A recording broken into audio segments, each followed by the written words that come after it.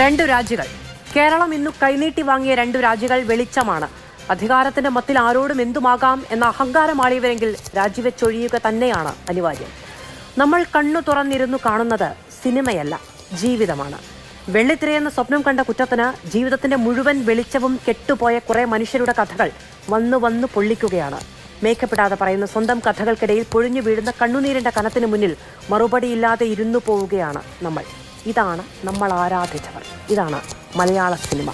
എല്ലാവരും ഇങ്ങനെയല്ല എന്നൊരു വാദവും കേട്ടു. ഇത്ര മനുഷ്യരുടെ കണ്ണുനീർ, മറുവശത്ത് നേടി എന്നും ജയിച്ചു എന്നുമുള്ള ഹൂങ്ക്.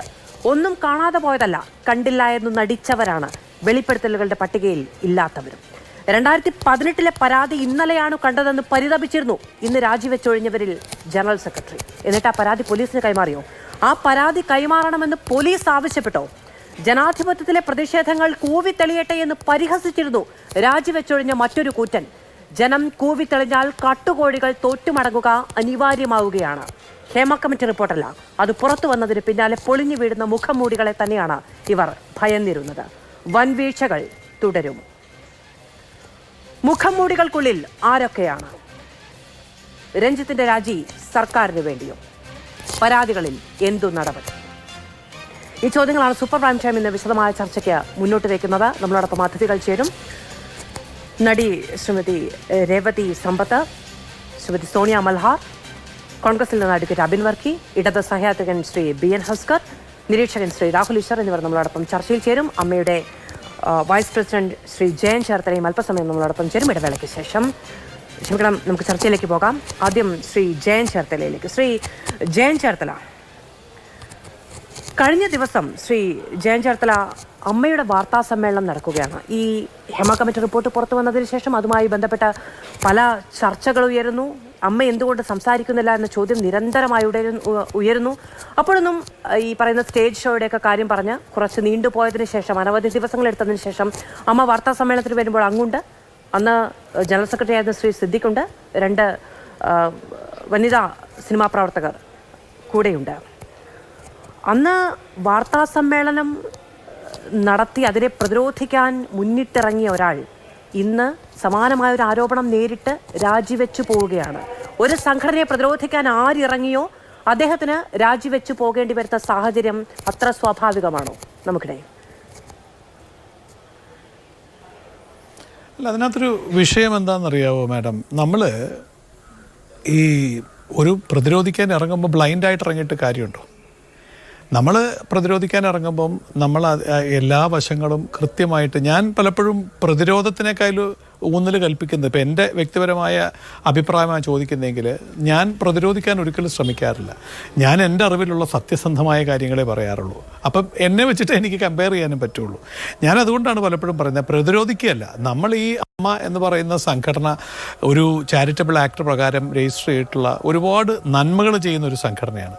ആ നന്മകൾ ജനങ്ങൾക്ക് ചെയ്യുമ്പോൾ അതിനകത്ത് കോട്ടമുണ്ട് എന്ന് പത്രക്കാരായാലും പുറത്തുള്ളവരും പറയുമ്പോൾ അതൊന്ന് കേൾക്കണം, അതൊന്ന് കേൾക്കാൻ ഒരു സാവകാശം കാണിക്കണം. അതിനകത്ത് തെറ്റുകുറ്റങ്ങളുണ്ട് എന്ന് പറയുകയാണെങ്കിൽ തിരുത്താൻ പറ്റുന്നതാണ്, തിരുത്തി പോകണം എന്ന് വിശ്വസിക്കുന്ന ഒരാളാണ് ഞാൻ. ഞാനൊരു പെർഫെക്ഷനിസ്റ്റ് ഒന്നുമല്ല. ഞാനൊരു ചേർത്തല പോലത്തെ ഒരു നാട്ടിൻപുറത്ത് ഒരു സാധാരണക്കാരനായിട്ട് ജീവിച്ച ആളാണ്. അപ്പോൾ എനിക്ക് എൻ്റേതായ കുറവുകളും കുറ്റങ്ങളും എല്ലാം ഉണ്ടാകും. ഇത് മറ്റൊരാളുടെ കണ്ണിൽ, ചിലപ്പോൾ എൻ്റെ കണ്ണിൽ എല്ലാം പെർഫെക്റ്റ് ആയിരിക്കും, പക്ഷെ മറ്റൊരാളുടെ കണ്ണിൽ അത് തെറ്റായിട്ട് വന്നു എന്ന് വരാം. ആ തെറ്റിനെ ചൂണ്ടിക്കാണിക്കുമ്പോൾ അതിനെ ഉൾക്കൊണ്ട് കറക്റ്റ് ചെയ്ത് പോകാൻ പറ്റുന്ന ഒരു മാനസികാവസ്ഥ സെറ്റ് ചെയ്ത് കഴിഞ്ഞാൽ, ജീവിതത്തിൽ ഒരിക്കലും തെറ്റ് ചെയ്യാത്ത ആളൊന്നും അല്ല ഞാൻ. എനിക്ക് തെറ്റുകൾ ഒരുപാട് സംഭവിച്ചിട്ടുണ്ടാവാം. പക്ഷേ അത് തെറ്റാണെന്ന് എൻ്റെ ഒരു സുഹൃത്തോ എൻ്റെ ഒരു പരിചയക്കാരനോ എൻ്റെ ചുറ്റിനുമുള്ള അല്ലെങ്കിൽ എൻ്റെ മാധ്യമക്കാരോ എന്നോട് പറയുകയാണെങ്കിൽ, അത് തിരുത്താൻ പറ്റുന്നതാണെങ്കിൽ, എന്നെക്കൊണ്ട് തിരുത്താൻ പറ്റുന്നതാണ്, ഞാൻ ഉറപ്പായിട്ടും തിരുത്തി പോകണം എന്ന് വിശ്വസിക്കുന്ന ഒരാളാണ്. അപ്പോൾ അതിനകത്ത് ഈ ഒരാൾ തിരുത്താൻ വേണ്ടി ഇരുന്ന് ബ്ലൈൻഡ് ആകുന്നതിൽ ഉള്ള അതിനെ എനിക്ക് ചേർന്ന് നിൽക്കാൻ പറ്റത്തില്ല. എൻ്റെ വാദം എന്ന് പറഞ്ഞാൽ, നമുക്ക് ജീവിതമാണ്, തെറ്റുകൾ പറ്റാം. ശ്രീ ജയൻ, അപ്പോൾ കഴിഞ്ഞ ദിവസം ഈ പ്രതിരോധിക്കാൻ ഇറങ്ങിയപ്പോൾ അമ്മ വാർത്താ സമ്മേളനം വിളിച്ച്, അമ്മ അങ്ങടക്കമുള്ളവർ ചേർന്ന് ഇത് വാർത്താ സമ്മേളനം വിളിച്ചതിനെ പ്രതിരോധിക്കാൻ ഇറങ്ങിയപ്പോൾ ഒരു ബ്ലൈൻഡായ മാനസികാവസ്ഥയിലാണ് അതിന് പുറത്തിറങ്ങിയത് എന്നാണോ അങ്ങ് പറഞ്ഞു വരുന്നത്? ഒരു മിനിറ്റ്, കട്ടായി. ജയൻ, അങ്ങേക്ക് കേൾക്കാമോ? പറഞ്ഞോ, കേൾക്കാം. ശ്രീ ജയൻ, അപ്പോൾ അന്ന് വാർത്താ സമ്മേളനം വിളിച്ച് ഈ കാര്യങ്ങളൊക്കെ പറഞ്ഞ് അതിനെ പ്രതിരോധിക്കാൻ ഇറങ്ങിയ സമയത്ത് അത് ബ്ലൈൻഡ് ആയിട്ടുള്ളൊരു നീക്കമായിരുന്നു എന്നാണോ അങ്ങ് പറഞ്ഞത് എന്നാണ് ഞാൻ ചോദിച്ചത്. കാരണം ശ്രീ ജയൻ, അന്ന് എന്നെ ഏറ്റവും കൂടുതൽ അമ്പരപ്പിച്ചൊരു കാര്യം, അന്ന് അങ്ങ് വാർത്താ സമ്മേളനത്തിൽ അങ്ങല്ല സംസാരിക്കുന്നത്, ശ്രീ സിദ്ദിഖ് മാത്രമാണ് സംസാരിക്കുന്നത്. സിദ്ദിഖിന്റെ ആവശ്യപ്രകാരമാണ് മാധ്യമപ്രവർത്തകർ മറ്റ് ഉള്ള സ്ത്രീകളായ അവിടെ ഉണ്ടായിരുന്ന ആളുകളോട് പോലും സംസാരിക്കുന്നത്. അപ്പോൾ അദ്ദേഹം ആ വാർത്താ സമ്മേളനത്തിൽ സംസാരിക്കുന്ന സമയത്ത് അങ്ങ് ഒപ്പമുണ്ട്. അങ്ങേക്ക് അറിയാമായിരുന്നോ അദ്ദേഹം രാജിവെച്ച് പോകേണ്ടി വരുന്ന സാഹചര്യം ഉണ്ടാവുന്നു? കാരണം ഇതിപ്പം ആ ചോദ്യത്തിന്റെ ഉള്ളടക്കം എനിക്ക് മനസ്സിലായി. കാരണം ഇദ്ദേഹത്തെക്കുറിച്ചൊരു പരാതി 2-3 വർഷം മുൻപ് 3-4 വർഷം മുൻപ് അമ്മയിൽ തന്നു എന്ന് താങ്കൾ അറിഞ്ഞുകൊണ്ടാണ് ഇത് ചോദിക്കുന്നത് എനിക്കറിയാം. പക്ഷേ സത്യത്തിൽ എനിക്കറിയത്തില്ലായിരുന്നു. കാര്യം ഞാൻ അമ്മയിൽ ഭാരവാഹിയാകുന്നത് ഒരു 1.5 മാസം മുമ്പാണ്. അത് ഞങ്ങൾക്ക് കൃത്യമായ കാഴ്ചപ്പാടുണ്ടായിരുന്നു. അമ്മയിലെ ചില പ്രവർത്തനങ്ങളിൽ മാറ്റം വരുത്തണം, അമ്മയിൽ ജനാധിപത്യ ബോധം ആൾക്കാരിൽ കൊണ്ടുവരണം, അമ്മയിൽ ഡൗൺ ട്രോഡനായിട്ട് നിൽക്കുന്ന സാധാരണക്കാരനായി നിൽക്കുന്ന ഞാൻ പ്രതിനിധാനം ചെയ്യാൻ ആഗ്രഹിക്കുന്ന തരത്തിലുള്ള, അവിടെ താരങ്ങൾ മാത്രമല്ല, അവിടെ സാധാ ഉപജീവന മാർഗമായിട്ട് അഭിനയിക്കുന്ന എന്നെ പോലത്തെ പാവപ്പെട്ട ഒരുപാട് ആർട്ടിസ്റ്റുകളുണ്ട്. അവിടെ മാസങ്ങളായിട്ട് സിനിമയില്ല. എനിക്ക് തന്നെ നിങ്ങൾക്കൊന്ന് അസസ് ചെയ്താൽ അറിയാം, ഞാൻ കുറച്ച് അഡ്വർടൈസ്മെൻറ്റ്സും ഞാൻ മറ്റ് കാര്യങ്ങളൊക്കെ ചെയ്തിട്ടാണ് എനിക്ക് ജീവിക്കാനുള്ള വരുമാനം എനിക്ക് കിട്ടുന്നത്. ഞാൻ കുറച്ച് ആഡിൻ്റെ പുറകെ സഞ്ചരിക്കുന്നുണ്ട്, വർക്കുകൾ ചെയ്യുന്നുണ്ട്, അങ്ങനെ കുറച്ച് പരിപാടികൾ ചെയ്യുന്നുണ്ട്. അങ്ങനെ എനിക്ക് വേണ്ട വരുമാനം ഞാൻ ഉണ്ടാക്കാൻ തീരുമാനിച്ചിട്ട് ഞാൻ വർക്ക് ചെയ്ത് പോകുന്നുള്ള. പക്ഷേ എനിക്ക് വലിയ സിനിമകളൊന്നും കിട്ടുന്നില്ല. അപ്പോൾ അതിന് ഞാൻ ഒരു റീസൺ കണ്ടെത്തി മറ്റുള്ളവരെ കുറ്റം പറയുന്നതിനപ്പുറം എനിക്ക് വർക്ക് ഉണ്ടാക്കാൻ ശ്രമിക്കുക എന്നുള്ള ആ സാധനം മാത്രം ചിന്തിച്ച് ജീവിക്കുന്ന ഒരാളാണ്. അതുകൊണ്ട് തന്നെ മറ്റൊരാളുടെ കുറ്റങ്ങളെക്കുറിച്ച് ഞാൻ ശ്രദ്ധിക്കാറില്ല. പക്ഷേ എൻ്റെ കുറ്റങ്ങളെക്കുറിച്ച് കഴിയാവുന്ന ഞാൻ ശ്രദ്ധിക്കാറുണ്ട്. അപ്പം ഞാൻ മനസ്സിലാക്കിയത്, അമ്മയിൽ സാധാരണക്കാരായ ആൾക്കാരെ പരിരക്ഷ, അവരുടെ ഒരു ശബ്ദം എന്നോണം ഒരാൾ ആ കമ്മിറ്റിയിൽ വേണം. അത് ഞങ്ങളെല്ലാവരും മനസ്സിലാക്കിയതാണ്. ഞാൻ മനസ്സിലാക്കിയിട്ടുണ്ട്, അനൂപ് മനസ്സിലാക്കിയിട്ടുണ്ട്, കുക്കു മനസ്സിലാക്കിയിട്ടുണ്ട്. ഞങ്ങൾ ആ സമാന ചിന്താഗതിക്കാരായ ഞങ്ങൾ വിചാരിച്ചു നമുക്ക് ഒരു സാധാരണക്കാരായ നമ്മളെ ആ അമ്മയിൽ സാധാരണക്കാരുടെ പ്രതിനിധിയായിട്ട് 1-2 പേര് വേണം. അങ്ങനെ മത്സരിക്കാൻ തീരുമാനിച്ചു. അങ്ങനെ ജയിച്ചു വന്ന ഒരാളാണ്. ആ സമയത്ത് ഈ 1.5 മാസം മുമ്പ് അന്ന് ഈ വാർത്താ സമ്മേളനം നടക്കുന്ന സമയത്ത് സിദ്ദിഖ് പറയുന്നുണ്ട്, പക്ഷേ ഈ 2018 ഒരു പരാതി വന്നിട്ടുണ്ട് എന്ന്. ഈ ചർച്ചയുടെ തുടക്കത്തിൽ ഞാനും ചോദിച്ചൊരു കാര്യമാണ്, 2018 പരാതി വന്നിട്ട് അന്നത് പോലീസിന് കൊടുത്തില്ല. ശരി, അത് കേട്ടു, ഇപ്പോൾ അത് കാണുന്നുണ്ട്, അപ്പോൾ അത് പോലീസിന് കൊടുക്കണ്ടേ? അത് അങ്ങനെ ചെയ്യണമെന്നല്ലേ നാട്ടിലെ നിയമം? അല്ല, ഈ 2018 വന്ന പരാതി അന്ന് കാണണ്ടേ? ഞാൻ അമ്മയിൽ അന്നുണ്ടായിരുന്ന ഭാരവാഹികളെ ഞാൻ തിരുത്താൻ ആഗ്രഹിക്കുന്നത്, അല്ലെങ്കിൽ അമ്മയുടെ പ്രവർത്തനത്തിൽ ഒരു തിരുത്തൽ വേണം എന്ന് ഞാൻ ആഗ്രഹിച്ചത് അതുകൊണ്ട് തന്നെയാണ്. നമ്മളെ വിശ്വസിച്ച്, സംഘടനയെ വിശ്വസിച്ച്, അമ്മയിലുള്ളവരാട്ടെ ഇല്ലാത്തവരാട്ടെ, അമ്മയിലുള്ള ഒരാളെക്കുറിച്ചൊരു പരാതി പുറത്തുനിന്ന് ഒരാൾ കൊണ്ടൊരു ലെറ്റർ തന്നു കഴിഞ്ഞാൽ നമ്മളതിനെ കൃത്യമായ വിലയോടുകൂടി അതിനെ വായിച്ചു നോക്കുകയും അത് മനസ്സിലാക്കുകയും അവരെ സാറ്റിസ്ഫൈ ചെയ്യുന്ന രീതിയിൽ സത്യസന്ധമായിട്ടൊരു അന്വേഷണം നടത്തുകയും അതിന് വേണ്ട എന്തൊക്കെ കാര്യങ്ങളാണോ അതൊക്കെ ചെയ്യുകയും വേണ്ടേ? അങ്ങനെ ഒരു ലെറ്റർ വന്നിട്ട് അത് കാണാതിരിക്കുകയും അതിനെ പ്രതികരിക്കാതിരിക്കുകയും ചെയ്യുന്നത് തെറ്റ് തന്നെയാണ്. അതിൽ മാത്രമാണ് ഞാൻ പറഞ്ഞല്ലോ, ഞാൻ അമ്മയുമായിട്ട് അങ്ങേക്ക് ഇങ്ങനെ ഒരു പരാതി ഉണ്ടായിരുന്നു എന്ന് അങ്ങേക്ക് അറിയാമോ? വ്യക്തിപരമായി അങ്ങേക്ക് അറിയാമായിരുന്നോ? ഇല്ല. ഇതിൻ്റെ വിഷയം എന്താണെന്നറിയാമോ? നിങ്ങൾ മനസ്സിലാക്കേണ്ട ഒരു സാങ്കേതിക വിഷയമുണ്ട്. അമ്മയിൽ ഞാൻ 2009 തൊട്ടാണ് അമ്മയുടെ അംഗമാകുന്നത്. ഞാൻ അന്ന് തൊട്ട് അമ്മയിൽ ഈ 2000 ഇന്ന് വരെ ഉണ്ട്, ഇപ്പോഴും ഉണ്ട്. നമ്മൾക്ക് എക്സിക്യൂട്ടീവ് അംഗങ്ങളല്ലാത്ത അംഗങ്ങളെ സംബന്ധിച്ച് അമ്മയുടെ ഡേ ടു ഡേ ആക്ടിവിറ്റീസും അവിടെ നടക്കുന്ന കാര്യങ്ങളെയും കുറിച്ച് അറിയാൻ വർഷത്തിൽ ഒരു ഓപ്ഷനേ ഉള്ളൂ. അതെപ്പോഴാണെന്നറിയാവോ? ജൂണിലെ 2ാമത്തെ ഞായറാഴ്ച, ജൂണിലെ അവസാനത്തെ ഞായറാഴ്ച. അങ്ങേക്ക് അറിയില്ല, ശരി. പക്ഷേ ശ്രീ സിദ്ദിഖിന് അറിയാമായിരുന്നു. അദ്ദേഹം വാർത്താ സമ്മേളനത്തിൽ മാധ്യമപ്രവർത്തകരുടെ ചോദ്യങ്ങളെ സ്ഥിരീകരിക്കുന്നുണ്ട് 2018 പരാതി ഉണ്ടായിരുന്നു എന്ന്. അപ്പോൾ ഈ വാർത്താ സമ്മേളനത്തിൽ വരുന്ന മുമ്പ്, ഏറ്റവും കുറവ് വാർത്താ സമ്മേളനത്തിൽ വരുന്നതിന് തൊട്ട് മുമ്പെങ്കിലും അദ്ദേഹത്തിന് അറിയാം പോലീസിന് കൊടുത്തിട്ട് വേണ്ട വാർത്താ സമ്മേളനത്തിൽ വരാൻ. അങ്ങനെയായിരുന്നെങ്കിൽ നിങ്ങൾക്ക് പ്രതിരോധിക്കാൻ പറ്റുമായിരുന്നു.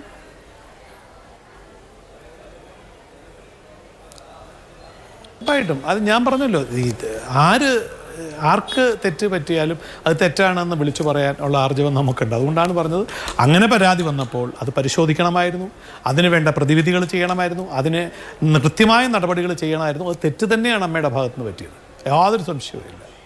ശ്രീ ജയൻ, ഇപ്പോൾ ഇനിയും ഇത്തരം പരാതികൾ വരാം, ഇനിയും ഇത്തരം പേരുകൾ ഉയർന്നു വരാം. അത് ആരുടെയൊക്കെയൊന്നും പറയാൻ കഴിയില്ല. അങ്ങയുടെ അടുത്തിരുന്ന ആൾക്കെതിരെ പരാതി വരുമെന്ന് അങ്ങേക്ക് അറിയില്ലായിരുന്നു. ഇതൊക്കെ ഒരു സുപ്രഭാതത്തിൽ മുളച്ചു വന്നതാണ്, ആരുടെയെങ്കിലും സമ്മർദ്ദഫലമാണ് എന്നൊക്കെ വിചാരിക്കാൻ കഴിയുമോ?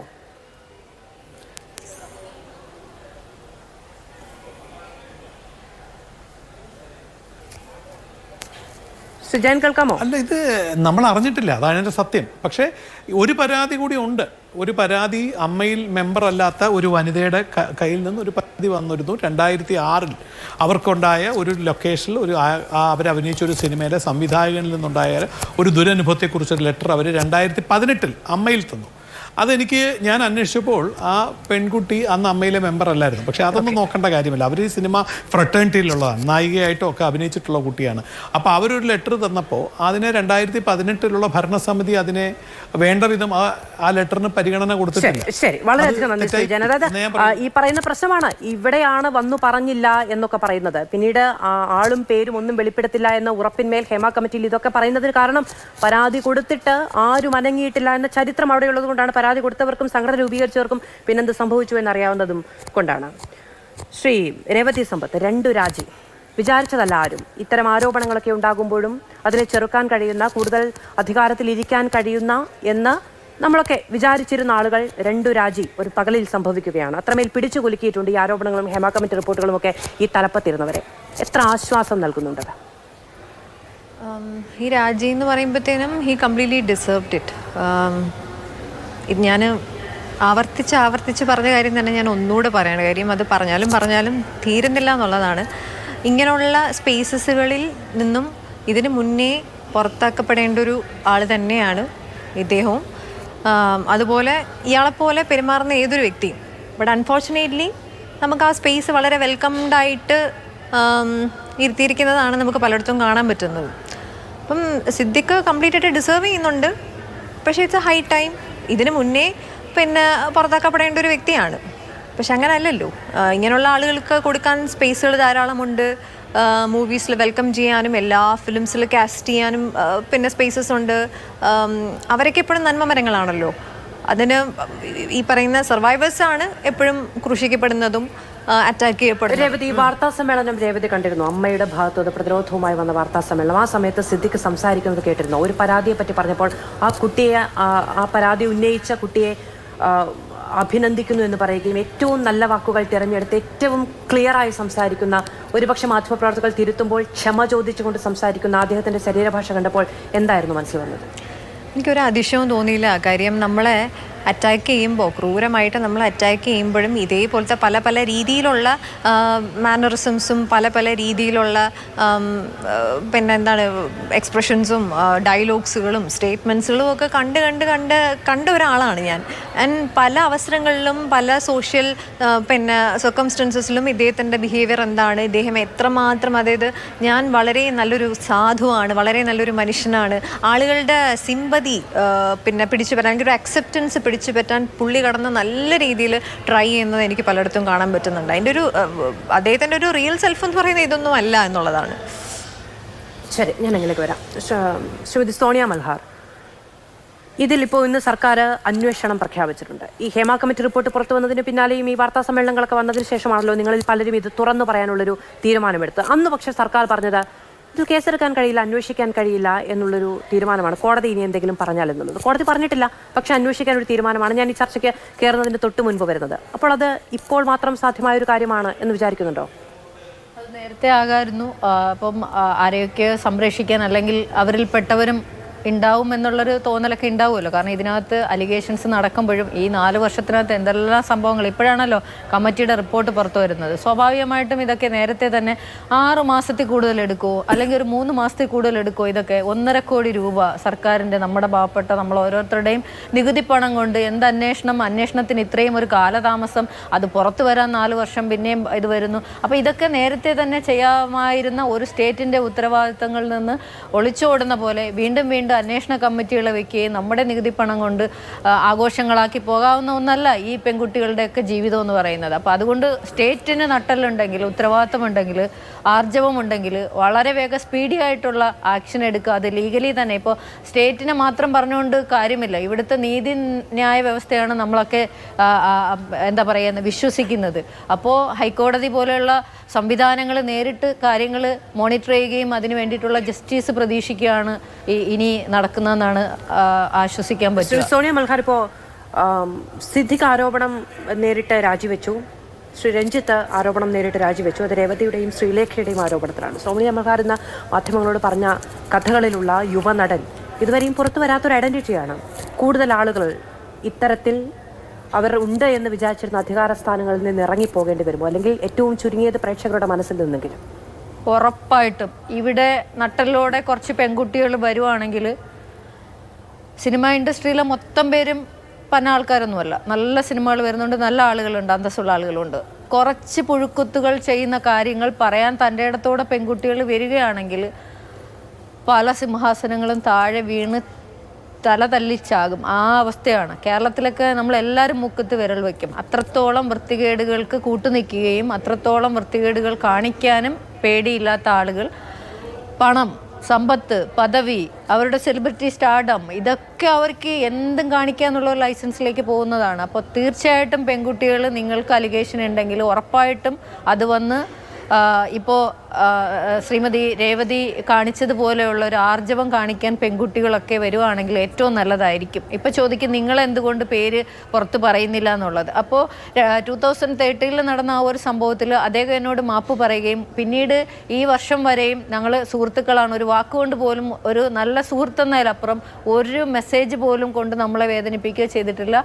അപ്പോൾ അവരുടെ ഫാമിലി, കുഞ്ഞുങ്ങൾ, ഇത്തരം കാര്യങ്ങളൊക്കെ ഓർത്തിട്ടും പിന്നെ എനിക്ക് എൻ്റേതായ വ്യക്തിപരമായ കുറച്ച് കാര്യങ്ങളുണ്ട്. ഇപ്പം ഞാൻ ഒരു സോഷ്യൽ വർക്കറാണ്. എന്നെ എല്ലാ വലിയ സിനിമാക്കാരും ചവിട്ടി പുറത്താക്കിയപ്പോൾ എന്നെ വെച്ചിട്ട് സിനിമ ചെയ്യുന്ന കുറച്ച് സാധാരണക്കാരായ ആളുകളുണ്ട്. ആ പടങ്ങളൊക്കെ അഭിനയിച്ച് ഇങ്ങനെ പാവങ്ങളെ സഹായിച്ച് ഡൽഹിയിൽ ഒരു ട്രസ്റ്റ് ഉണ്ട്. ആ ട്രസ്റ്റിൻ്റെ കാര്യങ്ങളൊക്കെ ആയിട്ട് നമ്മളിങ്ങനെ ഒതുങ്ങിപ്പോകുന്ന ഒരാളാണ്. ഇനിയിപ്പോൾ ഇതിൻ്റെ പുറകിലേക്ക് പോകാൻ മാനസികമായിട്ട് എനിക്ക് കുറച്ച് ബുദ്ധിമുട്ടുള്ളത് കൊണ്ട് മാത്രം. രേവതിയോട് ഇന്നലെ സംസാരിച്ചപ്പോഴും ഇപ്പോൾ സംസാരിച്ചപ്പോഴും ഒക്കെ പറയായിരുന്നു, നിങ്ങൾ പല മാധ്യമങ്ങളിലിരുന്ന് അനുഭവിക്കേണ്ടി വന്ന ട്രോമയെ പറ്റി പറഞ്ഞ് കരയുന്നതൊക്കെ ഞാൻ ഇന്ന് രാവിലെ മുതൽ കാണുന്നുണ്ട്.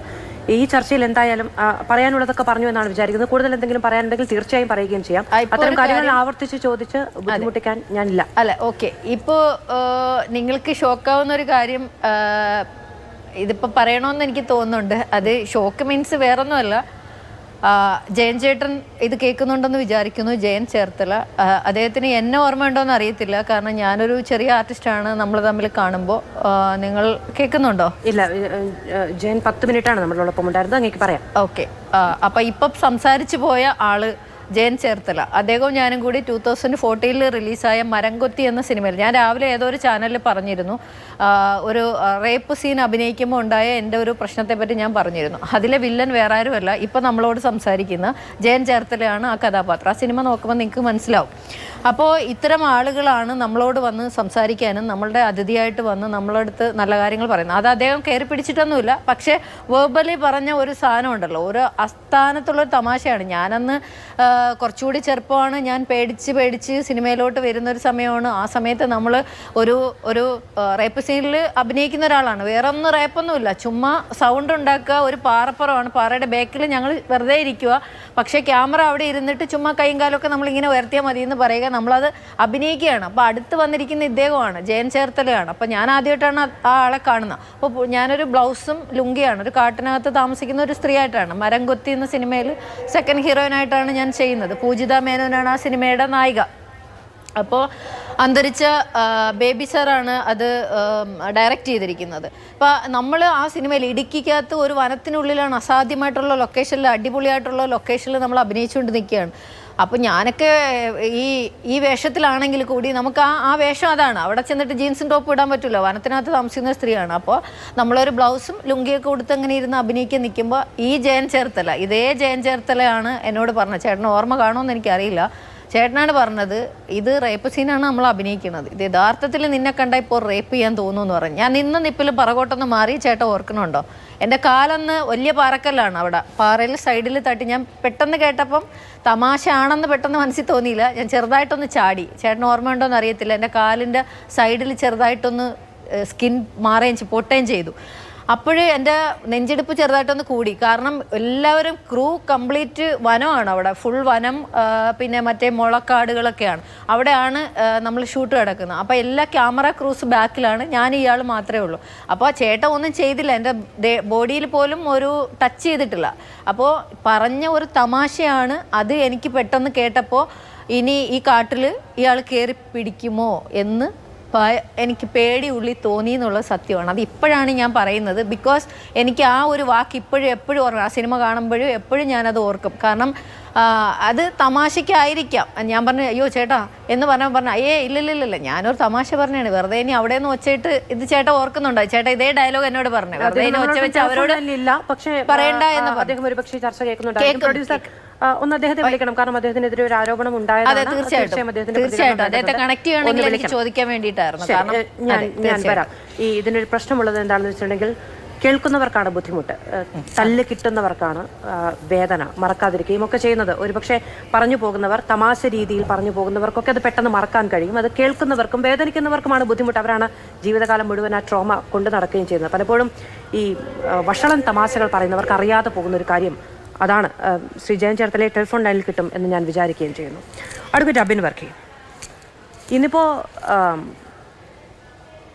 ശ്രീ രഞ്ജിത്ത് രാജിവെച്ച് പോകുമ്പോൾ അദ്ദേഹം പറയുന്നത്, ഞാൻ ഒരു വ്യക്തി ഒരു സർക്കാരിന് വലിയ തരത്തിലുള്ള പ്രശ്നമുണ്ടാകാതിരിക്കാൻ വേണ്ടി രാജിവെച്ചു പോകുന്നു എന്നുള്ളതാണ്. ഒരു പക്ഷേ സാംസ്കാരിക മന്ത്രിയുടെ രാജിയിലേക്ക് പോലും കാര്യങ്ങൾ എത്തിച്ചേരാൻ കഴിയുന്ന തരത്തിലുള്ള പ്രതിഷേധങ്ങൾ ഉരുണ്ടുകൂടുന്നു എന്ന യാഥാർത്ഥ്യ ബോധത്തിൽ നിന്നാണോ ആ രാജി ഉണ്ടാകുന്നത്? തീർച്ചയായിട്ടും. ഇപ്പോൾ ഈ ഹേമ കമ്മിറ്റി റിപ്പോർട്ട് പുറത്തു വന്നതിനെ തുടർന്ന് ഈ കേരളത്തിലുണ്ടായ വലിയ രീതിയിലുള്ള സമരങ്ങളും പൊതുജന വികാരവുമുണ്ട്. ആ പൊതുജന വികാരത്തിൽ പേടിച്ചുകൊണ്ട് തന്നെയാണ് ശ്രീ രഞ്ജിത്തിന് രാജിവെക്കേണ്ട സ്ഥിതിവിശേഷം ഉണ്ടായത്. അതുകൊണ്ട് തന്നെയാണ് ഇപ്പോൾ അമ്മയുടെ തലപ്പത്ത് നിന്നാണെങ്കിലും ശ്രീ സിദ്ദിഖ് ഉൾപ്പെടെയുള്ള ആളുകൾക്ക് മാറി നിൽക്കേണ്ട സ്ഥിതിവിശേഷം ഉണ്ടായത്. പക്ഷേ ഇതിൻ്റെ പ്രധാനപ്പെട്ട പ്രശ്നം ഇതൊന്നുമല്ല. ഈ ഹേമ കമ്മിറ്റി റിപ്പോർട്ടിൽ ഇപ്പോൾ 2 വനിതകളായ ഈ നടിമാർ, അല്ലെങ്കിൽ ശ്രീ ബംഗാളി നടി ഉൾപ്പെടെയുള്ളവർ, അവർ വളരെ ആർജവത്തോടു കൂടി ധൈര്യത്തോടു കൂടി പറഞ്ഞതുകൊണ്ട് കേരളം ഇത് കേട്ടു എന്നുള്ളതാണ്. പക്ഷെ നിങ്ങൾ മനസ്സിലാക്കേണ്ടത്, ഒരു ജുഡീഷ്യൽ ഓഫീസർ, ഒരു എക്സ് ജുഡീഷ്യൽ ഓഫീസറുടെ മുമ്പിൽ വാട്സപ്പ് മെസ്സേജുകളും അതുപോലെ തന്നെ തെളിവുകളും കൊടുത്താണ് ഹേമ കമ്മിറ്റി റിപ്പോർട്ടിൽ പല നടിമാരും മൊഴി കൊടുത്തിട്ടുള്ളത്. ആ മൊഴി കൊടുത്ത ഹേമ കമ്മിറ്റി റിപ്പോർട്ട് 4.5 കൊല്ലം കോൾഡ് ഫ്രീസറിൽ വെച്ച ഒരു സർക്കാർ. അതുമാത്രമല്ല, അത് പുറത്തിറക്കിയപ്പോൾ പോലും വിവരാവകാശ കമ്മീഷനിൽ നിന്ന് കൊടുക്കാൻ പറഞ്ഞത്ര പേജുകൾ കൊടുക്കാതെ 15 പേജുകളോളം കൂടുതൽ മുക്കിയ ഒരു സർക്കാർ. ഇനി അതും മാത്രമല്ല, ആ ഹേമ കമ്മിറ്റി റിപ്പോർട്ടിൽ വളരെ കൃത്യമായി പറയുന്നു, മെയിൻ റെക്കോർഡ്സിലൊക്കെ തന്നെ മൊഴി കൊടുത്തവരുടെ പേര് വിവരങ്ങൾ സൂക്ഷിച്ചു വെച്ചിട്ടുണ്ട് എന്നുള്ളതും, അതിൽ വിക്ടിംസ് ആയിട്ടുള്ള ആളുകളുടെ സീക്രസിയാണ് നമ്മൾ കീപ്പ് ചെയ്യേണ്ടത് എന്നുള്ളതും വളരെ കൃത്യമായി ജസ്റ്റിസ് ഹേമ എഴുതി വെച്ചിട്ടുണ്ട്. ആ വിക്ടിംസ് ആയിട്ടുള്ള ആളുകളുടെ പേര് പുറത്തു വിടാൻ പറ്റില്ല എന്ന് പറഞ്ഞുകൊണ്ട് വേട്ടക്കാരുടെ പേരുകൾ പുറത്തു വിടില്ല എന്ന് പറഞ്ഞ സർക്കാർ. അപ്പോൾ ആ സർക്കാരിനെതിരെ കൂടുതൽ ആളുകൾ പുറത്തു വരുന്നതാണ് ഈ കാണുന്നത്. അല്ലെങ്കിൽ എന്തിനാണ് സർക്കാർ ഇത്ര അമാന്തിച്ചത്? ആ ശുപാർശകൾ നടപ്പിലാക്കുന്നതിനോടൊപ്പം തന്നെ ആ ശുപാർശകളിന്മേലുള്ള സെക്ഷൽ അസോൾട്ടിൽ പോലീസിനെ വെച്ച് FIR രജിസ്റ്റർ ചെയ്ത് ഒരു അന്വേഷണം നടത്തിയിരുന്നുവെങ്കിൽ ഇത്രയധികം ഈ വിഷയം പോകില്ലായിരുന്നല്ലോ. സർക്കാരിൻ്റെ മേൽ ഇത്ര പഴിചാരേണ്ട ഒരു സ്ഥിതിവിശേഷം നമുക്ക് വരില്ലായിരുന്നല്ലോ. അല്ലെങ്കിൽ തന്നെ നിങ്ങൾ ശ്രദ്ധിക്കൂ, ശ്രീ രഞ്ജിത്തിനെതിരെ ഒരു ആരോപണം വന്നതിൻ്റെ പിറ്റേന്നാൾ രാവിലെ കൊച്ചുവെളുപ്പാൻ കാലത്ത് നിങ്ങൾ ആലോചിക്കണം, ശ്രീ സജി ചെറിയാൻ ഒരിക്കലും ആ സമയത്തൊരു പത്രസമ്മേളനം നടത്തി ഞാൻ എൻ്റെ ജീവിതത്തിൽ കണ്ടിട്ടില്ല. ഒരു സാംസ്കാരിക വകുപ്പ് മന്ത്രിയാണ് അദ്ദേഹം എന്നാണ് പറയുന്നത്. ആ സാംസ്കാരിക വകുപ്പ് മന്ത്രി പറഞ്ഞത് എന്താണ്? ശ്രീ രഞ്ജിത്ത് ഇത് നിഷേധിച്ചിട്ടുണ്ട്, അതുകൊണ്ട് ഇത് നടക്കാൻ സാധ്യതയില്ല എന്നാണ് പറയുന്നത്. അറിയപ്പെടുന്ന സംവിധായകനുമാണ്. നിങ്ങളൊന്ന് മനസ്സിലാക്കുക. അതിന് മറുപടിയായി ആ ബംഗാളി നടി പറഞ്ഞ കാര്യം, കഴിവുള്ളവരൊക്കെ നല്ലവരാകണം എന്നുള്ളതില്ല എന്നാണ് പറയുന്നത്. അതുകൊണ്ട് തന്നെ നമ്മൾ ഈ സിനിമയിൽ കാണുന്ന നടന്മാർ എന്ന് പറഞ്ഞാൽ വളരെ മികച്ച രീതിയിൽ നടനം നടത്താൻ കഴിവുള്ളവരാണ്. അവർക്ക് നല്ല രീതിയിൽ പെരുമാറാൻ അറിയാം, സംസാരിക്കാൻ അറിയാം, നമ്മളോട് ഉപദേശിക്കാൻ അറിയാം. പക്ഷേ ഇവരുടെ യഥാർത്ഥ ചെയ്തികൾ പലരും ഇങ്ങനെ വന്ന് പറയുമ്പോഴാണ് നമ്മളിപ്പോൾ തിരിച്ചറിയുന്നത്. ഇപ്പോൾ ശ്രീമതി മൽഹാർ ഇവിടെ പറഞ്ഞതുപോലെ തന്നെ നമ്മളിവിടെ ഇത്രയും നേരം ആദ്യത്തെ 5 മിനിറ്റ് വളരെ കൃത്യമായി ഒരു നല്ല നന്മയുള്ള ലോകം കേട്ടുകൊണ്ടിരിക്കുകയായിരുന്നു. പക്ഷെ ആ നന്മയുള്ള ലോകത്തിന്റെ തൊട്ടു പിന്നാലെ അദ്ദേഹത്തിനെതിരെ തന്നെ ഒരു ആരോപണം വന്നിരിക്കുകയാണ് എന്ന് പറയുമ്പോൾ വളരെ പ്രതികരിച്ച ഒരാൾ വന്നിരിക്കണം, മാത്രമല്ല ഇതിനെതിരെ സംസാരിച്ച ഒരാൾ വന്നിരിക്കണം എന്ന് വിചാരിച്ചാണ് നമ്മൾ എത്ര എഫോർട്ട് എടുത്തിട്ടാണ് അദ്ദേഹത്തിന് ഒരു 10 മിനിറ്റ് കിട്ടുന്നത് എന്നറിയോ. അപ്പോൾ അദ്ദേഹത്തിനെതിരെ ഒരു ആരോപണം ഉണ്ടായി, അദ്ദേഹം അതിന് പ്രതികരിക്കേണ്ടതുണ്ട്. ഇപ്പൊ അമ്മയെന്ന് ആരും വിളിക്കാൻ പറ്റില്ല എന്ന് പറയുന്ന ഒരു അവസ്ഥ കുറച്ച് കഷ്ടമല്ലേ എടുക്കുക? അതായത് ഇതിനകത്ത് അമ്മ എന്ന സംഘടനയിൽ ആയിരക്കണക്കിന് ആർട്ടിസ്റ്റുകളുണ്ട്. ഞാൻ ആ സംഘടനയിലെ മുഴുവൻ ആർട്ടിസ്റ്റുകളും അല്ലെങ്കിൽ ആ ഒരു സംഘടന എന്നുള്ളതിൽ ആ സംഘടന ഇതിനകത്ത് എല്ലാം പാപം പേറണമെന്നല്ല പറയുന്നത്. പക്ഷേ ഇതിനകത്ത് പറയുന്ന ആ 15 അംഗ പവർ കമ്മിറ്റി ഉണ്ട്, അല്ലെങ്കിൽ പവർ മാഫിയുണ്ട്. ആ മാഫിയാണ് അമ്മ നിയന്ത്രിക്കുന്നത്. അതാണ് ഇവിടുത്തെ പ്രശ്നം. അല്ലാതെ അമ്മ എന്ന സംഘടനയ്ക്ക് എന്തെങ്കിലും ഒരു കുഴപ്പമുണ്ടെന്ന് ഞാൻ ഉദ്ദേശിച്ചു. ആ സംഘടനയിൽ നിന്ന് വിളിക്കുന്നവരൊക്കെ തീർച്ചയായിട്ടും ആരോപണം കേൾക്കേണ്ടി വരുന്നത്. ഇതിന്റെ യഥാർത്ഥ സൊല്യൂഷൻ എന്താണ് മാധു? സൊല്യൂഷൻ എന്ന് പറഞ്ഞാൽ പോലീസ് കൃത്യമായ ഒരു അന്വേഷണം നടത്തിയാൽ ഇപ്പോൾ ഈ നടിമാർക്കൊക്കെ മാധ്യമങ്ങളിൽ നിന്ന് വന്നു പറയാൻ എത്രമാത്രം മെന്റൽ ട്രോമ ഉണ്ടാവും. അവർ ഈ ആയിരക്കണക്കിന് പ്രേക്ഷകരുടെ മുമ്പിലേക്ക് മാധ്യമങ്ങളിൽ വന്ന് അവർ നേരിട്ട ഒരു വിപത്തിനെ കുറിച്ച്, ഒരു അക്രമത്തെ കുറിച്ച് പറയാൻ അവർക്ക് എത്രമാത്രം വിഷമം ഉണ്ടാവും. പക്ഷേ ഒരു കൃത്യമായ അന്വേഷണം നടക്കുകയാണെങ്കിൽ അവർക്ക് ആ പോലീസ് ഉദ്യോഗസ്ഥരുടെ അടുത്ത് പോയാൽ ഇവർ ഒരു വിക്ടിംസ് ആണ്, ഇവരുടെ പേര് പുറത്ത് വെളിപ്പെടുത്തേണ്ടതില്ല. അപ്പോൾ ഈ സർക്കാർ ചെയ്യേണ്ടത് എന്താണ്? സർക്കാർ യഥാർത്ഥത്തിൽ ഇരകളുടെ കൂടെയാണെങ്കിൽ യഥാർത്ഥത്തിൽ കൃത്യമായ ഒരു അന്വേഷണം നടത്തിയാൽ മതി. ഈ പേരുകളൊന്നും പുറത്തു വരാതെ തന്നെ കുറ്റക്കാരെ നമുക്ക് കണ്ടെത്താൻ സാധിക്കും, അവരെ നിയമപരമായ നടപടിയിലേക്ക് പോകാൻ സാധിക്കും. അത് സർക്കാർ ചെയ്യുന്നില്ല എന്നുള്ളതാണ് പ്രധാനപ്പെട്ട പ്രശ്നം. ഞാൻ മറ്റു രണ്ട് അതികളിലേക്ക് വരാം. ശ്രീ ബി എൻ ഹസ്കർ, കോടതി പറഞ്ഞാൽ മാത്രമേ കഴിയുകയുള്ളൂ, അതായത് ഒരിക്കൽ നിയമപരിശോധന കഴിഞ്ഞതാണ്, പോലീസ് അടക്കം മടക്കിയതാണ്, ഒന്നും ചെയ്യാൻ കഴിയില്ല എന്ന് പറഞ്ഞിരുന്നൊരു സർക്കാർ ഇപ്പോൾ അന്വേഷണത്തിന് ഇറങ്ങി പുറപ്പെട്ടിരിക്കുകയാണ്. ഇത്രയും വലിയ സമ്മർദ്ദങ്ങളും മുറവിളികളും തുടർ വെളിപ്പെടുത്തലുകളും ഉണ്ടായ പശ്ചാത്തലത്തിൽ അതിസമ്മർദ്ദം കൊണ്ട് അല്ലെങ്കിൽ മറ്റെന്തുകൊണ്ടാണ് ഇങ്ങനെ ഒരു തീരുമാനമെടുക്കേണ്ടി വരുന്നത് സർക്കാർ? മധു, ഇന്ന് വൈകുന്നേരം വരെ നാം മാധ്യമങ്ങളിലൂടെ കേട്ടുകൊണ്ടിരുന്നത് സർക്കാർ ഇക്കാര്യത്തിൽ ഒന്നും ചെയ്യുന്നില്ല, സർക്കാർ നിഷ്ക്രിയമായിരിക്കുന്നു എന്നുള്ളതാണ്. ഒരു 7 അംഗ അന്വേഷണ സംഘത്തെ കോടതി വിധി വരുന്നതിനു മുമ്പേ തന്നെ ഹേമ കമ്മിറ്റി റിപ്പോർട്ടിൽ ആരോപണ വിധേയരായിട്ടുള്ള ആളുകളെ സംബന്ധിച്ച് അന്വേഷിക്കുന്നതിനും അതിജീവിതകൾക്കൊപ്പം നിൽക്കുന്നതിനും വേണ്ടി 7 അംഗ അന്വേഷണ സംഘത്തെ, അത് മികച്ച കേരള പോലീസിലെ മികച്ച ഓഫീസർമാരെ ഉൾപ്പെടുത്തിക്കൊണ്ടാണ്, അതിൽ 4 വനിതാ IPS ഓഫീസർമാരെ നിശ്ചയിച്ചുകൊണ്ടാണ് സംസ്ഥാന സർക്കാർ ഇപ്പോൾ തീരുമാനമെടുത്തിട്ടുള്ളത്. അത് ഒരു ചെറിയ കാര്യമായി നമുക്ക് കാണാൻ കഴിയില്ല. മാത്രമല്ല, ഹേമ കമ്മിറ്റി റിപ്പോർട്ടിനെ സംബന്ധിച്ച് അതിൽ അന്വേഷണം നടത്തണോ വേണ്ടയോ എന്നുള്ളതിനെ സംബന്ധിച്ച്, അതിൻ്റെ ലൈംഗിക ആരോപണങ്ങളെ സംബന്ധിച്ച് അതിൻ്റെ തീരുമാനം ബഹുമാനപ്പെട്ട ഹൈക്കോടതി വിധിയുടെ അടിസ്ഥാനത്തിലാണ് വരാൻ പോകുന്നത്. നിലവിൽ ഇപ്പോൾ ഉയർന്നു വന്നിട്ടുള്ള ആരോപണങ്ങളെ സംബന്ധിച്ച് അത് അന്വേഷിക്കുന്നതിൻ്റെ ഉത്തരവാദിത്വം സംസ്ഥാന സർക്കാരിനുണ്ട്. ആ ഡിസ്ക്ലോഷർ സ്റ്റേറ്റ്മെൻറ്റ്സിൻ്റെ അടിസ്ഥാനത്തിൽ സംസ്ഥാന സർക്കാർ ഈ അന്വേഷണ സംഘത്തെ നിയോഗിച്ചിരിക്കുന്നു. ഇത് ഒരു സമ്മർദ്ദത്തിന്റെ അടിസ്ഥാനത്തിൽ, ഇതൊക്കെ ഒരു നിയമപരമായിട്ടുള്ള ബാധ്യതയാണ് സംസ്ഥാനത്തിന്റെ. ഇതിന്റെ പരമാവധി പ്രതിരോധിക്കാൻ ശ്രമിച്ച പിന്നെ എന്തിനാണ് ഇത് സാധ്യമല്ല എന്ന് ആവർത്തിച്ച് പറഞ്ഞവരിൽ ആരൊക്കെയുണ്ട്? എന്നിട്ട് ഇപ്പോൾ അന്വേഷണത്തിന് പുറപ്പെടുകയാണ്. ശരിയാണ്, അന്വേഷണത്തിന് പുറപ്പെടുന്നത് നല്ലതാണ്, സ്വാഗതം ചെയ്യുന്നു, എല്ലാവരും സ്വാഗതം ചെയ്യുന്നു. ഈ 7 പേരുടെ ഡേറ്റ് കിട്ടാത്തതുകൊണ്ടൊന്നുമല്ലല്ലോ അന്വേഷണ സംഘം ഇതിനു മുൻപ് രൂപീകരിക്കാതിരുന്നത്. പറ്റില്ല എന്ന് പറഞ്ഞതിന് ശേഷം മുഖം രക്ഷിക്കാൻ മറ്റൊരു മാർഗവും ഇല്ലാതായപ്പോഴാണോ എന്ന് ചോദിച്ചെന്നേ ഉള്ളൂ. ചെയ്യുന്നത് വലിയ കാര്യം തന്നെ. മാധു, ഇതിലത്തൊരു നിയമപരമായ ഒരു പ്രശ്നമുണ്ട്. ഹേമ കമ്മിറ്റി മുമ്പാകെ കൊടുത്തിട്ടുള്ള മൊഴികളുടെ അടിസ്ഥാനത്തിൽ പോലീസിന് കേസെടുക്കുന്നതിന് നിയമപരമായി ഒരു പരിമിതിയുണ്ട്. ഇപ്പോൾ അന്വേഷണ സംഘം ചെയ്യാൻ പോകുന്നത് എന്താ? ഈ അതിജീവിതകൾക്ക് മുമ്പാകെ പോയി അവരിൽ നിന്ന് മൊഴി നേരിട്ടെടുത്ത് ആ മൊഴിയാണ് പോലീസിന് FIRലേക്ക് പോകാനാവും. ഹേമ കമ്മിറ്റി മുമ്പാകെ നൽകിയിട്ടുള്ള മൊഴി ഒരു ഹിയർസേ എവിഡൻസ് മാത്രമാണ്. ഹിയർസേ എവിഡൻസ് നിയമത്തിന്റെ മുന്നിൽ ഇൻഅഡ്മിസിബിൾ ആണ് എന്നുള്ളത് ശാസ്ത്രീയമായ അന്വേഷണത്തിലൂടെയുള്ള കണ്ടെത്തലുകളാണ് എന്ന റിപ്പോർട്ടിൽ തന്നെ എഴുതി വെച്ചിട്ടുണ്ട്. അങ്ങനെ പറഞ്ഞാൽ അത് കമ്മിറ്റിയെ വെല്ലുവിളിക്കുന്നതിന് തുല്യമായിരിക്കും. അങ്ങനെയാണെങ്കിൽ സർക്കാർ ഒരു കമ്മിറ്റിയെ വെറുതെ ഒരു പേരിന് അപ്പോയിന്റ് ചെയ്തു എന്ന് കൂടി സമ്മതിക്കേണ്ടി വരും. നിങ്ങൾ ലോക സിനിമയിൽ ആദ്യമായി ഒരു സിനിമാ മേഖലയെ സംബന്ധിച്ച് ഒരു പഠനം, സ്ത്രീകൾ നേരിടുന്ന പ്രശ്നങ്ങളെ പഠനം നടത്തിയിട്ടുള്ളത് കേരള സർക്കാർ മാത്രമാണ്. ലോകത്താകമാനമായുള്ള ലോക സിനിമകളിൽ ആദ്യമായി ഒരു സിനിമയ്ക്ക് വേണ്ടിയിട്ടൊരു പോളിസി തയ്യാറാക്കാൻ തീരുമാനിച്ചിട്ടുള്ളത് കേരള സർക്കാരാണെന്നേ. ലോക സിനിമയിൽ എങ്ങും ഇല്ലാത്ത തരത്തിലുള്ള ഒരു പ്രതിഭാസമാണ് ഇവിടെ ഉണ്ടായിട്ടുള്ളത്. കാസ്റ്റിംഗ് കൗച്ചൊക്കെ ലോകത്തിലെ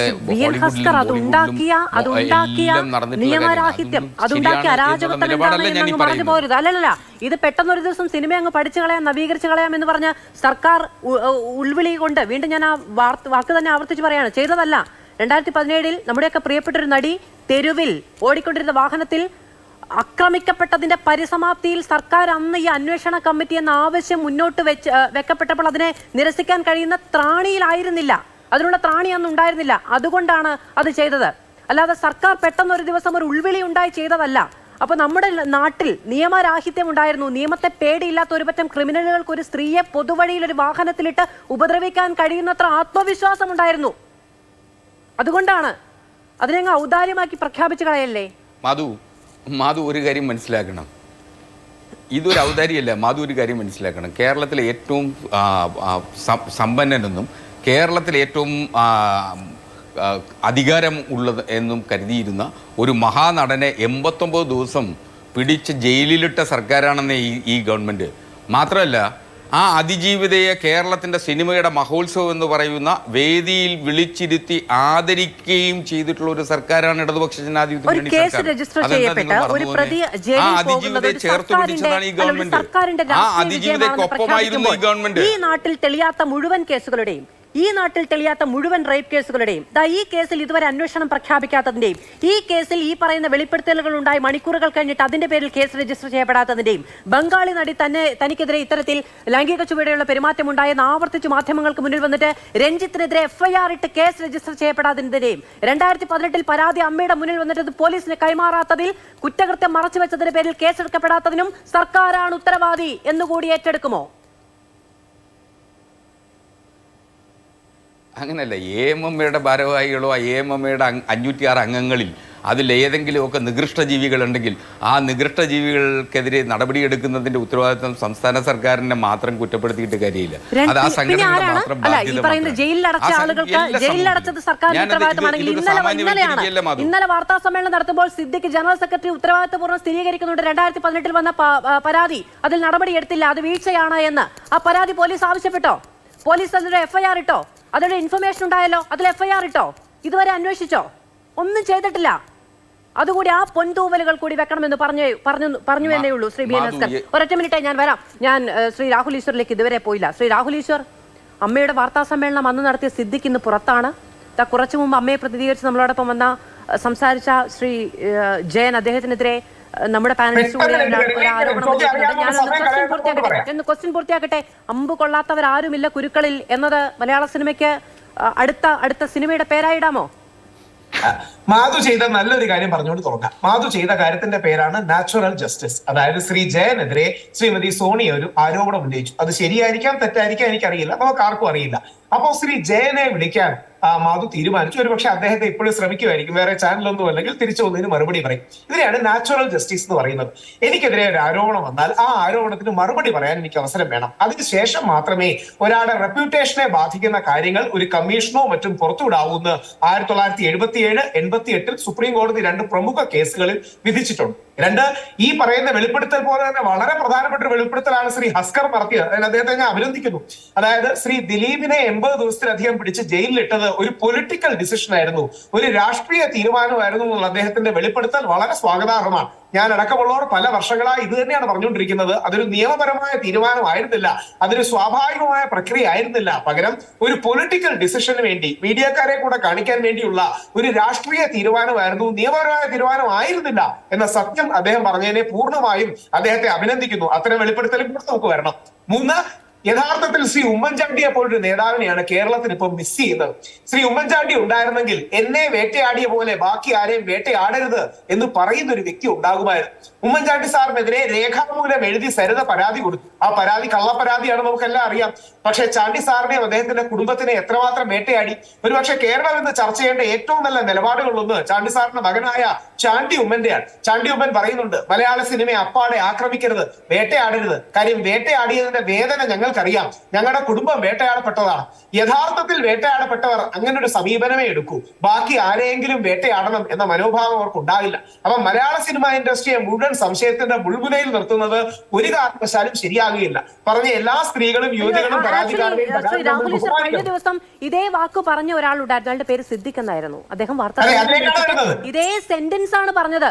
അണ്ണുവിടെ അങ്ങോട്ടും ഇങ്ങോട്ടും മാറ്റമില്ല, മലയാള സിനിമയെ മുഴുവൻ നിങ്ങൾ ഇങ്ങനെ നിഴൽ നിർത്തരുത്, ഒരു മാഫിയ കൂട്ടമാണെന്ന് പറയരുത്, നിങ്ങൾക്ക് മാഫിയെ പറ്റി അറിവില്ലാത്തതുകൊണ്ടാണെന്നൊക്കെ പറഞ്ഞത് ശ്രീ സിദ്ദിഖാണ്. അധോലോകം എന്ന് പറയരുതേ മാധു എന്ന് കഴിഞ്ഞ ദിവസം എന്നോട് പറഞ്ഞു ശ്രീ രാഹുൽ ഈശ്വറാണ്. സിദ്ദിഖിന് രാജിവെച്ച് പോകേണ്ടി വന്നു. 2010 രാജിവെച്ച അദ്ദേഹത്തിന്റെ മാന്യതയും മര്യാദയും ധാർമ്മികതയുമാണ്. 2019 ഈ ആരോപണങ്ങൾ അദ്ദേഹത്തിനെതിരെ വന്നിരുന്നു. കുമാരി അല്ലെങ്കിൽ ശ്രീമതി രേവതി സമ്പത്ത് അന്ന് റേസ് ചെയ്തിരുന്നു. രേവതിക്കെതിരെ അഭിൽ ദേവ് അടക്കമുള്ളവർ തിരിച്ചു മറുപടി പറഞ്ഞിരുന്നു. അത് അവരുടെ പ്രശ്നം. ഒരു മിനിറ്റ്, അതിപ്പോഴാണല്ലോ വന്നത്. ഈ 2018 കിട്ടിയ പരാതിയിൽ അമ്മ എന്ത് നടപടിയെടുത്തു? അവിടെയാണ് അത് അവര് തന്നെ പറഞ്ഞു. അതാണ് ശ്രീ സിദ്ദിഖിന്റെയും ശ്രീ ജയന്തേർത്തലയുടെയും നന്മ. അമ്മയ്ക്ക് തെറ്റുപറ്റിയാൽ ആ തെറ്റ് തുറന്നു പറയുന്നവരാണ്. ശ്രീ രാഹുൽ ഈശ്വർ, അങ്ങനെ തെറ്റുപറ്റിയാൽ തുറന്നു പറയാൻ 2018 ലൈംഗിക അതിക്രമത്തിന്റെ പേരിൽ ഒരു പരാതി ഒരു സംഘടനയ്ക്ക് കിട്ടിയിട്ടുണ്ടെങ്കിൽ അത് പോലീസിന് പശ്ചാത്തലത്താൽ പോരാ, നിയമ നടപടി നേരിടണമെന്നാണ് അഭിഭാഷകനാണ്. പറയല്ലേ ഇവരായിരുന്നില്ല ഭാരവാഹികൾ. രണ്ട് ശ്രീ സിദ്ദിഖിന്റെ മാതൃക നോക്കുക. ഇന്നലെയാണത് കണ്ടത് എന്ന് പറഞ്ഞു. ഇന്നലെ കണ്ടെങ്കിൽ ശരി, വാർത്താ സമ്മേളനത്തിന് തൊട്ട് മുമ്പ് കണ്ടിട്ടുണ്ടെങ്കിൽ പ്രാഥമികമായി അദ്ദേഹം ചെയ്യേണ്ട കാര്യം എന്താണ്? ആ പരിപാടി അല്ല, ഇതൊരു ഇന്റേണൽ കംപ്ലൈന്റ്സ് കമ്മിറ്റി കൂടെയല്ലേ. അമ്മ യഥാർത്ഥത്തിൽ ഒരു ICC കൂടിയാണെന്ന് ശ്രീ സിദ്ദിഖ് പറയുകയുണ്ടായി. കംപ്ലൈന്റ്സ് കമ്മിറ്റിക്ക് പരിഹരിക്കാൻ കഴിയുന്ന ഒന്നാണോ ലൈംഗികാതിക്രമ ചുവയുള്ള അല്ലെങ്കിൽ ലൈംഗികാതിക്രമ കേസാണെന്ന് എനിക്കറിയില്ല. ആ പത്രസമ്മേളനത്തിൽ അവരെങ്ങനെ പറഞ്ഞിട്ടില്ല. 2018 പരാതി കിട്ടിയിട്ടുണ്ട് എന്ന് മാധ്യമപ്രവർത്തകരുടെ ചോദ്യത്തിന് സ്ഥിരീകരണം നൽകിയിട്ട് അമ്മയ്ക്ക് അതിൽ പരിഗണിക്കുന്നതിൽ വീഴ്ച പറ്റിയെന്ന് അദ്ദേഹം പറഞ്ഞു. അപ്പോൾ ആ പരാതി അദ്ദേഹത്തിന് അറിയാം. ആ പരാതി പോലീസിന് കൈമാറിയില്ല അദ്ദേഹം.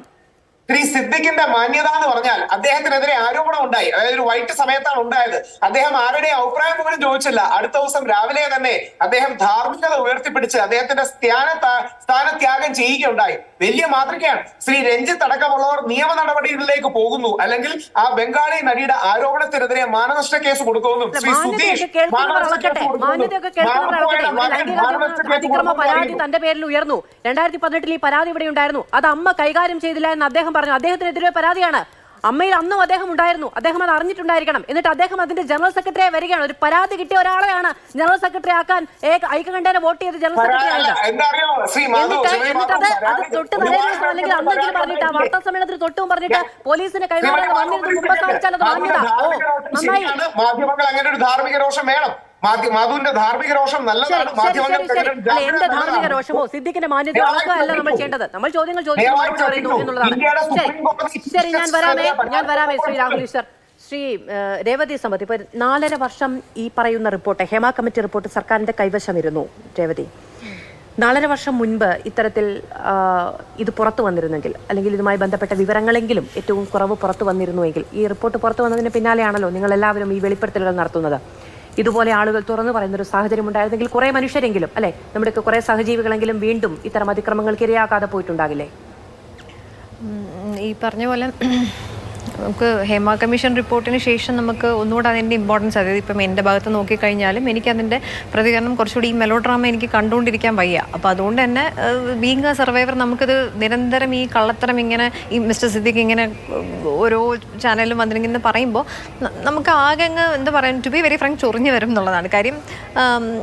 സത്യം എന്താണ് എന്നുള്ളത് എനിക്കറിയാം. അപ്പം അതുകൊണ്ടാണത് വീണ്ടും അതിനെക്കുറിച്ചിട്ട് എന്താണെന്നുള്ളൊരു ക്ലാരിറ്റി പിന്നെ പറയണമെന്ന് തോന്നിയത്. പിന്നെ ഇതിന് മുന്നേ ആണെങ്കിലും, അതായത് ഇപ്പം കമ്മീഷൻ ഇതിൻ്റെ മുന്നേ ഒരു സമയത്തും ഞാൻ ഇൻഫോം ചെയ്തിരുന്നു, അല്ലെങ്കിൽ ഞാനത് റിയാക്ട് ചെയ്തിരുന്നു, ഈ വിഷയമായിട്ട് ബന്ധപ്പെട്ട് ചൂണ്ടിക്കാണിച്ചു, സംസാരിച്ചിരുന്നു. പക്ഷേ അന്ന് ഒരു മാസീവായിട്ടുള്ളൊരു അറ്റാക്കാണ് എല്ലാ സ്പേസിൽ നിന്നും ഉണ്ടായത്. അത് ഒന്നും പറയാനില്ല. അതായത് എല്ലാ സ്പേസും, ഒരു സ്പേസിനെ പോലും മാറ്റി വെക്കാനില്ല എന്നുള്ളതാണ്. ഇൻഡിവിജ്വൽസിൻ്റെ നിന്നാണെങ്കിലും പിന്നെ ഗ്രൂപ്പ്സിൽ നിന്നാണെങ്കിലും ഒക്കെ. ഇപ്പം പിന്നെ രാഹുൽ ഈശ്വർ കുറച്ച് മുന്നേ എന്തോ ഒരു എന്താ പറയുക, ഒരാളുടെ നെയിം പിന്നെ അബിൽ ദേവ് എന്ന് പറഞ്ഞിട്ട്, അബിൽ ദേവ് എന്തോ എനിക്കെതിരെ എന്തൊക്കെയോ കാര്യങ്ങൾ ചെയ്തു എന്തോ പറഞ്ഞു. അതെ അതെ, സൈബർ അറ്റാക്ക് വലിയ തോതിൽ ഉണ്ടാകുന്നുണ്ട് അങ്ങേക്കെതിരെ, അതുമായി ബന്ധപ്പെട്ട്. അല്ല, ഇത് ഇതേ ടൂൾ തന്നെയാണ് അവർ അന്ന് ഉപയോഗിച്ചത്. എന്നെ ഷട്ട് ഡൗൺ ചെയ്യാൻ ഉപയോഗിച്ചതും അവർ അന്ന് ചെയ്തത് ഇതേ ടൂൾ തന്നെയാണ്. അപ്പം അതുമായിട്ട് ബന്ധപ്പെട്ട് അധികം വിസിബിലിറ്റി ഞാൻ കൊടുക്കാത്തതെന്ന് വെച്ച് കഴിഞ്ഞാൽ ഒരു കാര്യമില്ലാത്തൊരു കേസാണ്. അതിൻ്റെ മറ്റ് വിഷയങ്ങളെല്ലാം പേഴ്സണലായിട്ട് ഞാൻ ഈവൻ നോർക്ക വഴിയാണെങ്കിലും ലീഗലി ആണെങ്കിലും ഒക്കെ അതിൻ്റെ പല ആസ്പെക്ട്സ് ചിലപ്പോൾ ഞാൻ മുന്നോട്ട് പോവുകയും ചെയ്യും. ചിലപ്പം ഞാൻ അതിൻ്റെ കുറേ കാര്യങ്ങൾ ഞാൻ ഓൾറെഡി എനിക്ക് അതിൻ്റെ ഒരു എന്താ പറയുക കുറേ റെക്കോർഡ്സും എൻ്റെ കയ്യിൽ ഉള്ളതുകൊണ്ട്.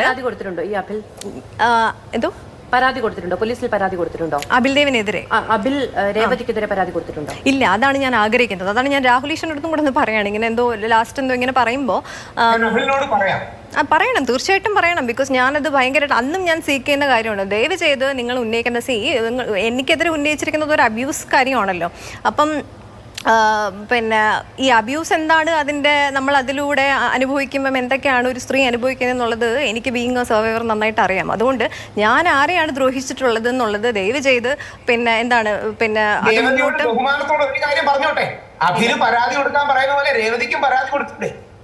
ഞാൻ പരാതി കൊടുക്കണോ വേണ്ട എന്നുള്ളതൊക്കെ ഞാൻ തീരുമാനിച്ചോളാം. അതല്ല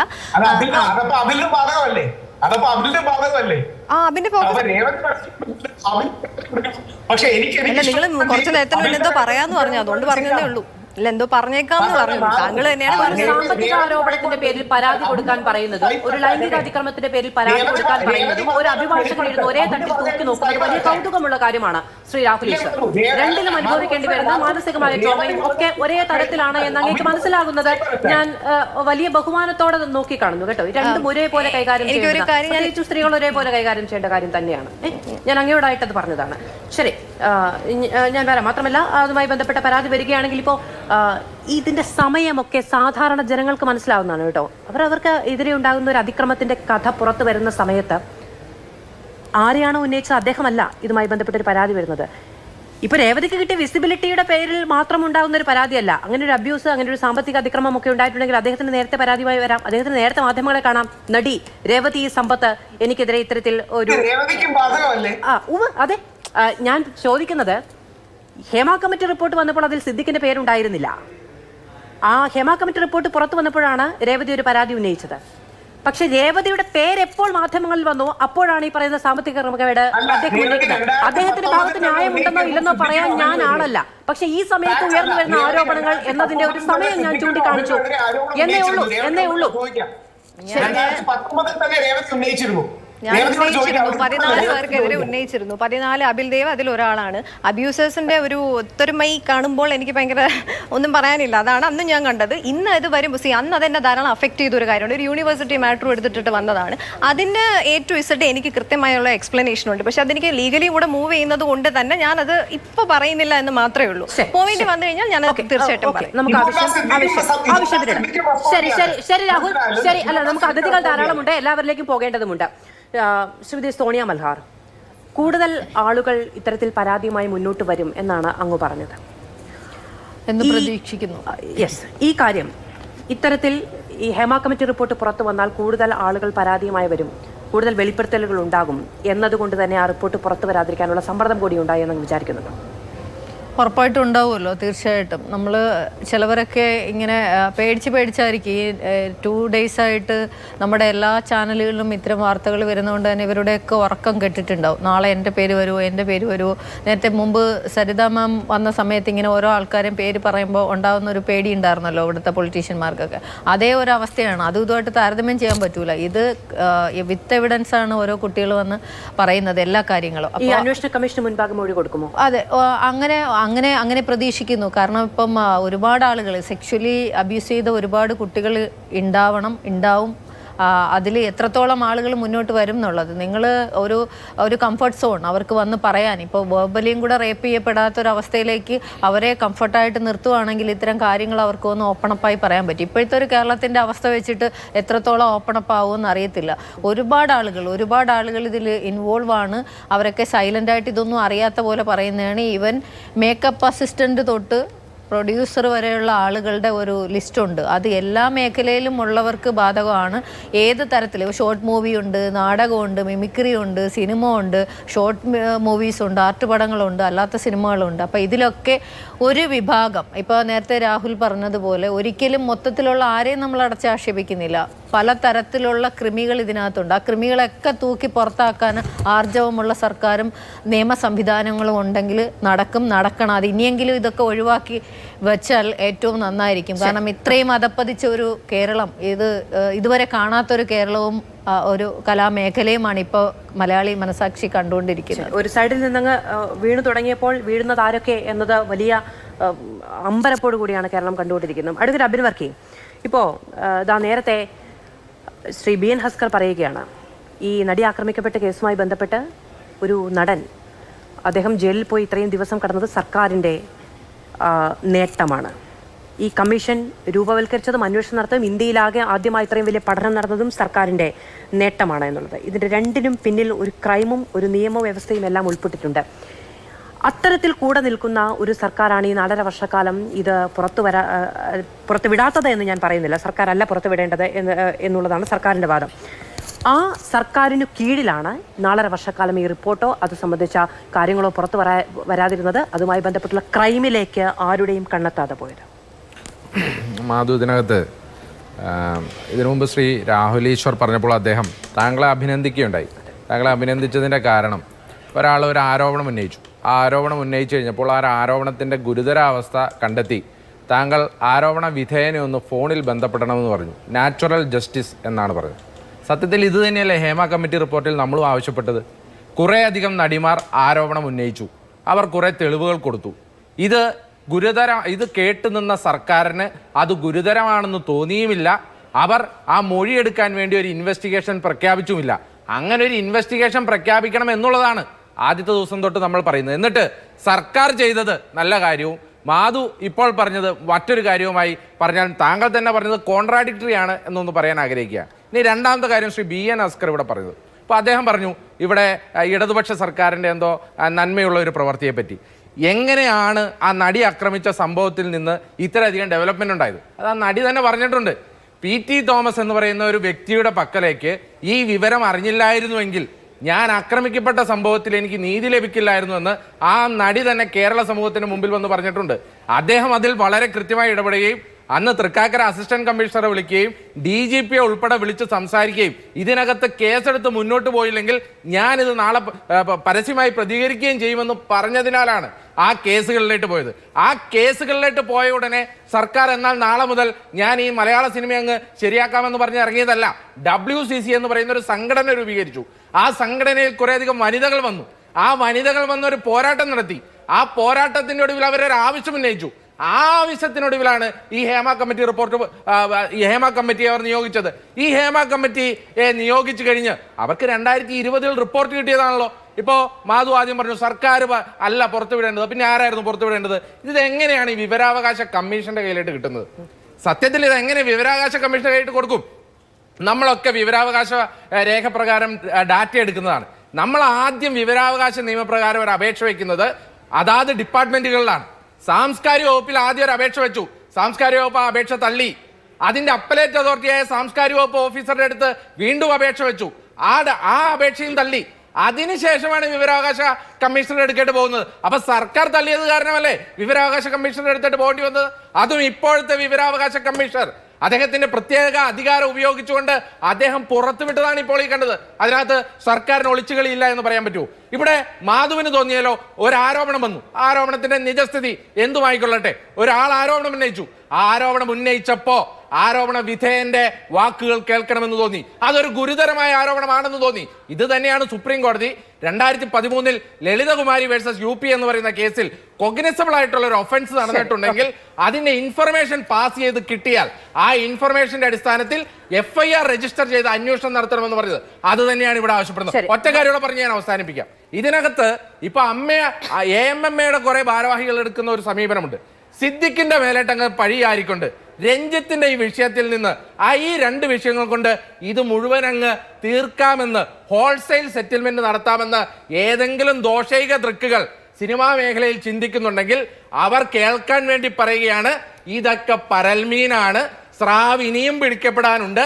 ആ സ്രാവുകൾ പിടിക്കപ്പെടുന്നത് വരെ ഞങ്ങൾ ഇതിന്റെ പുറകിലുണ്ടാവും. സിദ്ദിഖിന്റെ തലയിട്ട് വെച്ച് AMM ഇത് ഊരാനും നോക്കണ്ട.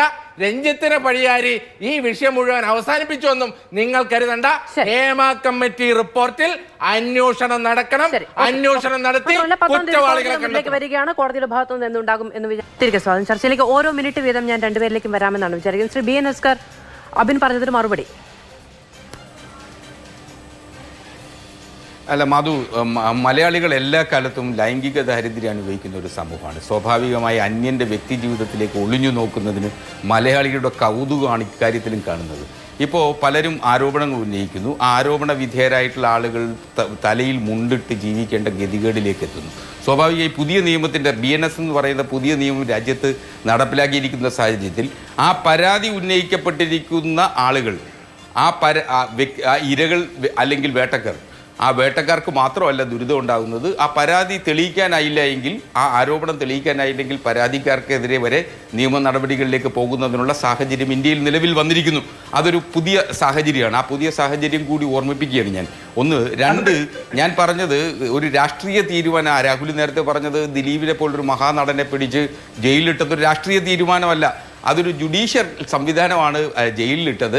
ആ അറസ്റ്റ് ചെയ്യാനുള്ള ആർജവം കാണിച്ചതൊരു രാഷ്ട്രീയ തീരുമാനമാണ്. കാരണം ഇത്രയും വലിയൊരു നടനെ അറസ്റ്റ് ചെയ്യുക എന്ന് പറയുന്നത് ഒരു നിയമ സംവിധാനം, ഒരു സർക്കാർ ഭരിക്കുമ്പോൾ ഒരു ക്രിമിനൽ കുറ്റത്തിൽ പ്രതി ചേർക്കപ്പെട്ട ഒരാളെ അറസ്റ്റ് ചെയ്യുമ്പോൾ സർക്കാരിന് എന്ത് ആർജവമാണ് വേണ്ടതെന്ന് എനിക്ക് മനസ്സിലാകുന്നില്ല. അല്ലെങ്കിൽ നമ്മളെയൊക്കെ വിറപ്പിക്കാൻ പാകത്തിലിരിക്കുന്നവരാണ് ഇവരെന്ന് എന്നുള്ള സർട്ടിഫിക്കറ്റ് കൊടുത്ത് മാറ്റി നിർത്തേണ്ടി വരും. തൽക്കാലം സൗകര്യമില്ല തെളിവിന്റെ അടിസ്ഥാനത്തിലാണ്. എനിക്ക് 30 സെക്കൻഡ് തരണം. അത് നമ്മുടെ ചർച്ചകൾ പലപ്പോഴും ഫോക്കസ് ഇല്ലാതെ പോകാറുണ്ട്, റിസൾട്ട് ഇല്ലാതെ പോകാറുണ്ട്. പക്ഷെ നമ്മുടെ മാതൃഭൂമി ചർച്ച അങ്ങനെയല്ല. കുമാരി രേവതി സമ്പത്തിന്റെ അഭിപ്രായ പ്രകാരം ഞാൻ നമ്മൾ ഇന്റർവെല്ലിന് പോയപ്പോൾ അഭിലിനെ വിളിച്ചിരുന്നു. അഭിലിനോട് പോലീസ് കംപ്ലൈന്റ് ഫോർമലി കൊടുക്കണമെന്ന് പറഞ്ഞു. പോലീസ് കംപ്ലൈന്റ് ഫോർമലി കൊടുക്കുകയും അത് മീഡിയയെ അറിയിക്കുകയും ചെയ്യണമെന്ന് അദ്ദേഹത്തോട് ഞാൻ അഭ്യർത്ഥിച്ചിരുന്നു. അദ്ദേഹം ഇമ്മീഡിയറ്റ്ലി അത് ചെയ്യുകയും ചെയ്യും. അതുകൊണ്ട് കുമാരി രേവതി സമ്പത്തിന്റെ ആ അഭിപ്രായം, അതായത് നമുക്ക് ക്ലാരിറ്റി ഉണ്ടാക്കി പോവാം, സത്യമേത് കള്ളമേതെന്ന് അറിയാം. ഒരു വരി കൂടി, ഇതൊക്കെ ഭീഷണിയാണെന്ന് കേൾക്കുന്ന എല്ലാവർക്കും മനസ്സിലാവും. അല്ല, കേൾക്കുന്ന എല്ലാവർക്കും മനസ്സിലാകും. അല്ല, അങ്ങ് വളരെ മാന്യമായ വാക്കുകളെ കൊണ്ട് ഉരുട്ടിയെടുത്തതാണെങ്കിൽ അതൊരു ഭീഷണിയുടെ ചട്ടക്കൂടാണെന്ന് കേൾക്കുന്ന എല്ലാവർക്കും മനസ്സിലാകും. ശ്രദ്ധിക്കൂ, രേവതി സമ്പത്ത് എന്നോട് ചർച്ച ഭീഷണിയാവൂ. ഓട്ടെ, അത് ഇമ്പോർട്ടന്റ് കാര്യം. ഈ മേഡം സരിത യഥാർത്ഥത്തിൽ അവിടെയാണ് ഗാന്ധിയനായ എനിക്ക് ഗോഡ്സെ ഗാന്ധിജിയെ നേരത്തെ കൊന്നത് നന്നായി പോയി തോന്നിയത്. കാര്യം അല്ലെങ്കിൽ സരിത മഹാത്മാഗാന്ധിയുടെ പേര് വരെ പറയുമായിരുന്നു. അതായത് ഉമ്മൻചാണ്ടി സാറിന്റെ എല്ലാം സാക്ഷാത് മഹാത്മാഗാന്ധിയുടെ പേര് തോന്നിയിട്ടുണ്ട് എങ്കിൽ അത് അങ്ങയുടെ മാത്രം പ്രശ്നമാണ് കേട്ടോ. ഗോഡ്സെ ഗാന്ധിയെ കൊന്നത് നേരത്തെ ആയി പോയത് നന്നായി എന്നൊരു തോന്നൽ ഇന്ത്യയിൽ ജീവിക്കുന്ന ഒരു മനുഷ്യനുണ്ടായിട്ടുണ്ടെങ്കിൽ അത് അങ്ങയുടെ രാജ്യദ്രോഹപരമായ നിലപാടാണെന്ന് പറഞ്ഞു വെക്കാൻ പറ്റും. ഗമയൊക്കെ പറയുമ്പോൾ കുറച്ച് ഔചിത്യം വേണം കേട്ടോ. ശരി ശരി, സമയം പൂർണ്ണമായും പൂർത്തിയായി. നമ്മുടെ രാഷ്ട്രപിതാവാണ്, അദ്ദേഹം നേരത്തെ കൊല ചെയ്യപ്പെട്ടത് ഒരു നല്ല കാര്യമാണെന്ന് ഏതെങ്കിലും ഒരു സാഹചര്യത്തിൽ തോന്നിയെന്ന് പറഞ്ഞാൽ സോറി വേറെ ഒന്നും എനിക്ക് പറയാനില്ല. അത് തമാശയല്ല. ശരി ശരി ശരി ശരി, എന്റെ സമയം പൂർണ്ണമായും പൂർത്തിയാണ്. വളരെയധികം നന്ദി പാനലിസ്റ്റുകൾക്ക് പ്രേക്ഷകർക്കും.